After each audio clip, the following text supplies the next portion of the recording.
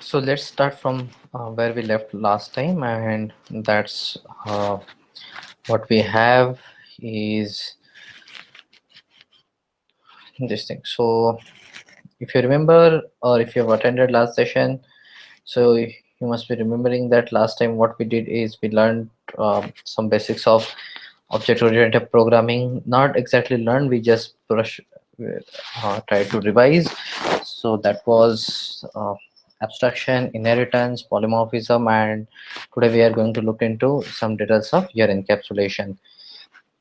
Okay, so before I get into encapsulation, I want you to understand few basic concepts, which is your what is package, what are your access specifier, which will help you to understand encapsulation or brush up your encapsulation concept better. Okay, so if you are already a programmer or you have already worked or went through programs, you might have seen that okay, whenever we create any project, we have some package, and most of the time we see the package names are something like com dot something, or uh, sometimes depending on the different countries we see in dot something, d dot something, ru dot something, right? So yeah, so if you see these names, basically what we do is when we create a package, so main package name of our application is usually reverse name of the domain that we use. So suppose application name is, or so company is facebook.com, so most probably the package name would be com.facebook.something. Okay, or if you say it's Google's application, you would see package name starts with com.google.something. Okay, so why do we need first of all different packages? Okay, consider that you are developing one application and there are too many programmers who are working on that.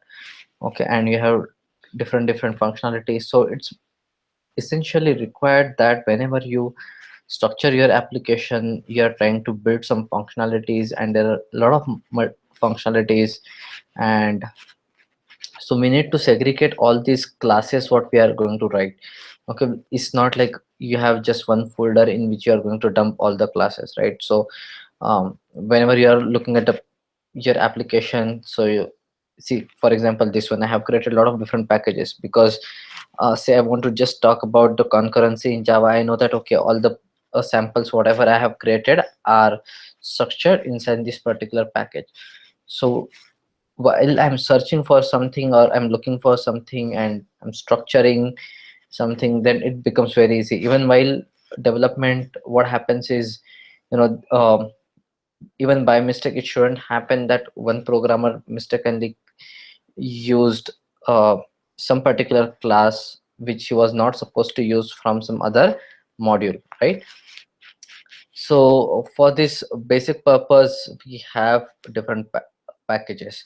Okay, so as we are going to study different access specifiers, you will get better idea that why do we need access specifiers and why do we need this package structure.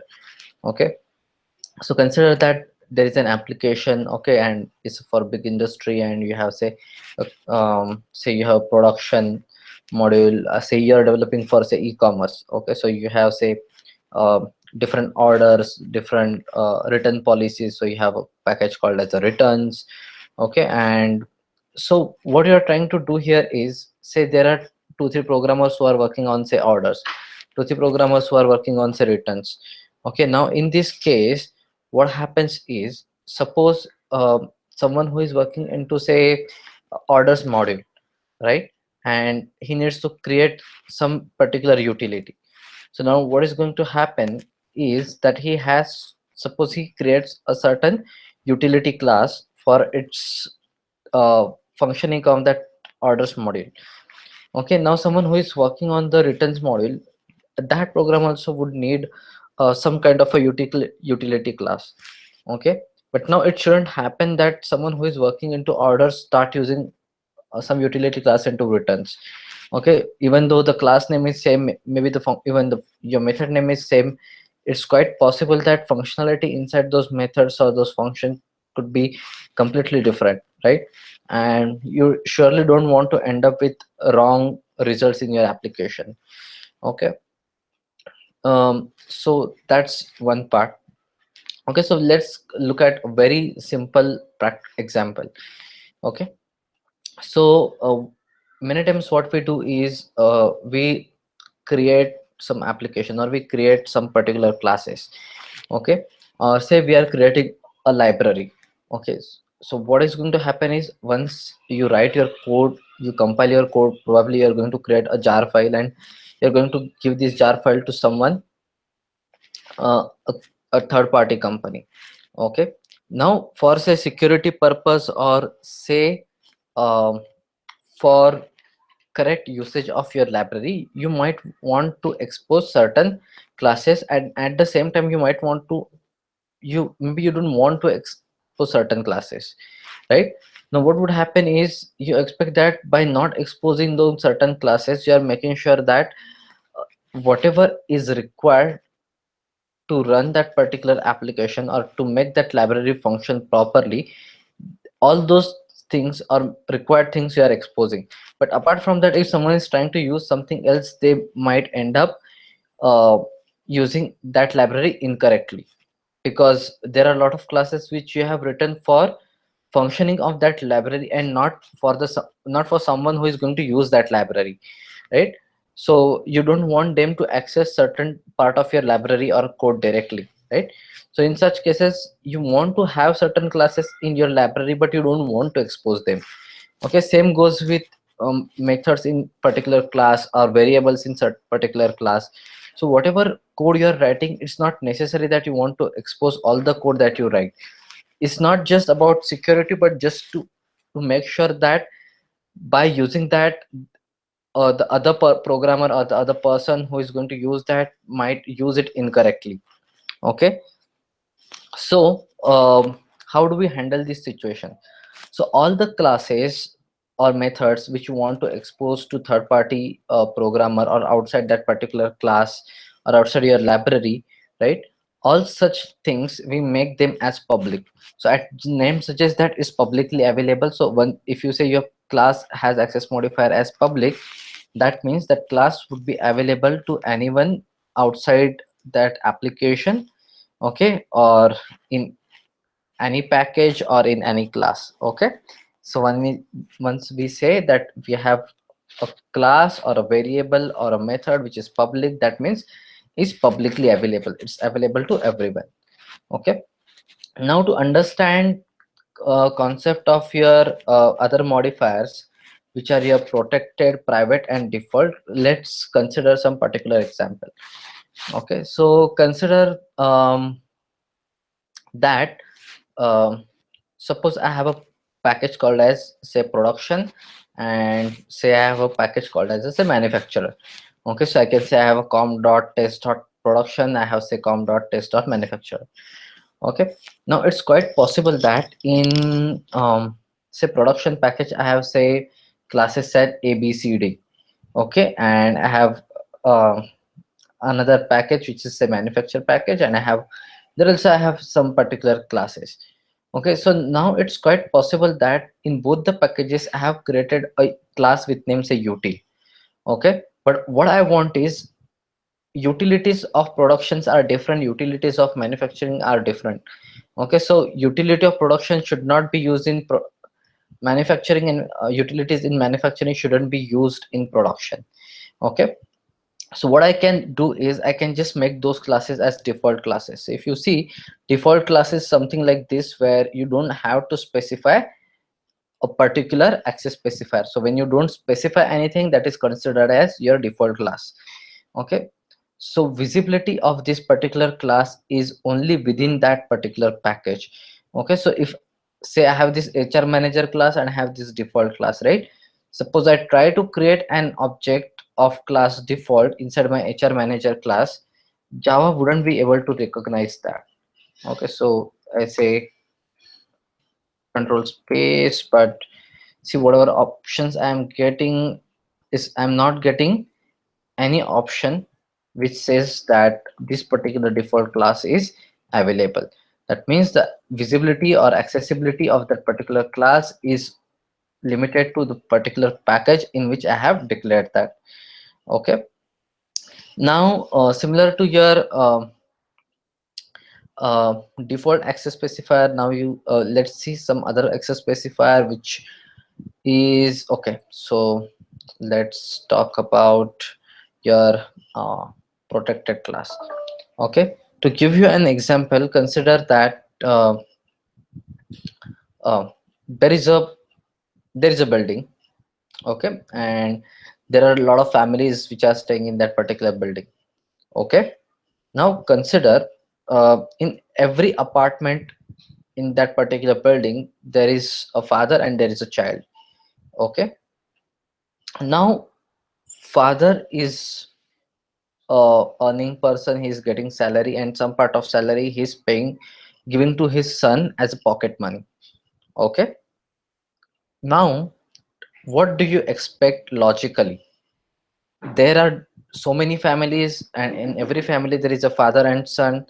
So if a pocket money of a certain father is available to children from other families, is that logically correct? So what we say that considering the parent-child relationship, whatever father is earning, some part of that earning he is giving as a pocket money to his child, right? So that's the concept of what your protected access specifier is. So when we say that we have a access specifier as protected, what we want to do is basically protect that particular data, okay, or protect or that particular access of on that particular say method or that particular you can say variable whatever you have. And so what we do there is whenever we say a certain variable is protected or certain um, method is protected, then it will be available to the child but it will not be available anywhere else. So let's look at the example. So we have employee class, right? Now inside employee class, these variables name, destination, salary, I have declared them as protected, right? So if I go to a class which is a Java programmer, and when I say name is equal to Nayanesh, so that means name was available in my Java programmer class because it was a protected variable. Okay, now let me go to the class where I say uh, okay, which one should I pick? Okay, so let me say oops application. Okay, and so see I have a Java programmer, program equal to Java programmer. I'm trying to say programmer dot set name, but instead of that, let me say if I can say programmer dot name. Can I see that? I cannot see that. Why can't I see that? Because this oops application class is not extending my employee class, but Java programmer class is extending an employee class. So whatever variable was declared as protected inside my Java programmer class, that was available, sorry, in employee class, that was available in Java programmer class. But when I'm trying to access that variable directly inside my oops application class, I'm not able to access it, right? So that's the basically concept of your protected access modifier. Now let's understand the concept of the last modifier what we have is your private access modifier. Okay, now let's go back to the same real life example and then we'll look into the actual practical example here in program. So consider that you have that same building, there are apartments, there are in every apartment there is a father and there is a child. So now um, just now we discussed that okay, some part of father's earning he is separating it out as a pocket money and he's making that pocket money available to the child. Okay, so I can say I have a get pocket money method inside my father class, and it's a protected method, and child class has access to that. So child class can have access to a certain amount of money which is my protected amount. Okay, now consider that father class also has a method called as a get salary. Now is it a good idea to make that method as protected and or a public and give access to its whatever calculations or whatever money is withdrawn through that method? No, right? Because if we are giving access to the entire salary to his child, so you know that what would happen in that case, right?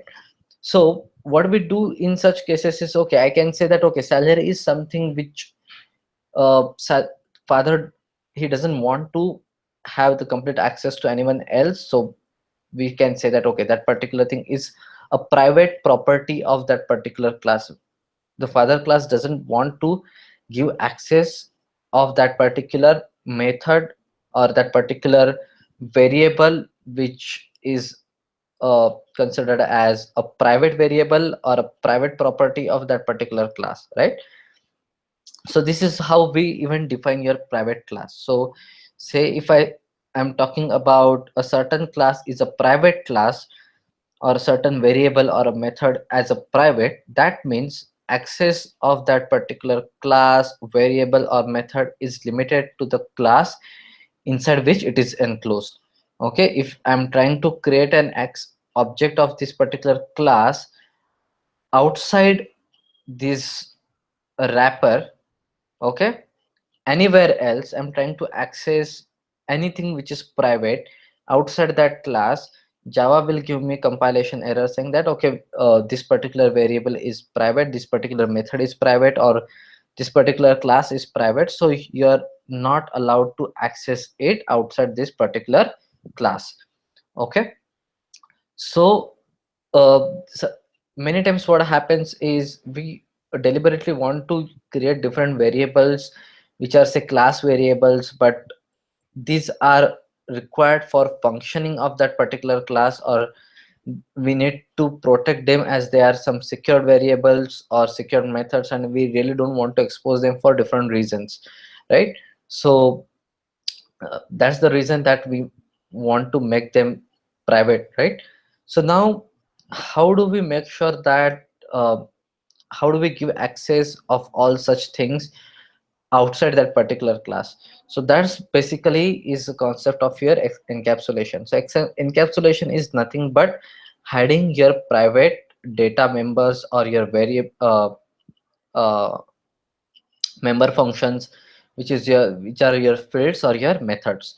So what we do is when we create certain variables or certain methods as say private or protected, or you can say that it's a standard practice, or it's what are we learning basically as encapsulation, that we should be creating them as protected or private depending on necessity, because see, this is an abstract class. If I make it private, that then it won't be available even to the is any of his child.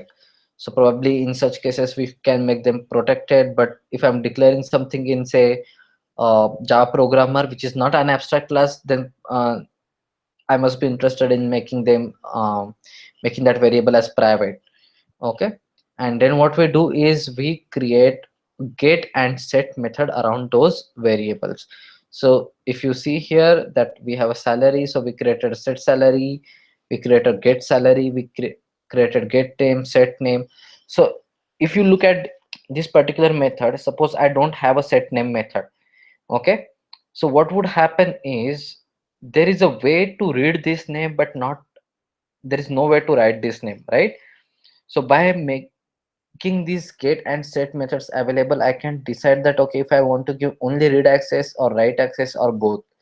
Okay, again, it's not necessary that both of them should be public. Maybe I have a get name which is a public, but what if my set name is protected? Then only authorized class, as in some child class, has facility to override this name, but otherwise all other classes have only facility to read that particular name. Okay, so this is what we call as a encapsulation. This is one of the standard practice you would observe if you go through any programs. Okay, um, in fact, if you want to create a get and set method of that particular uh, variable, you just, your id always offers you to create a get set around that method. So if you see in Eclipse inside the source, you will see say generate getter setters, right? So basically creating get and set methods, we call it as getter setters, or a certain class where you have certain variables and only get and set methods around those variables. We also call such class as Java bean. Okay, Java Java and your bean bean. Okay, so such classes are called as Java beans. Okay, so Java beans are basically nothing but your classes with just getter setters, and the concept we call it as encapsulation. Okay, so this is what we have as a part of object oriented programming. Probably our next session we are going to learn, or we are going to brush up something around your concepts of strings and concept of exception handling. Okay.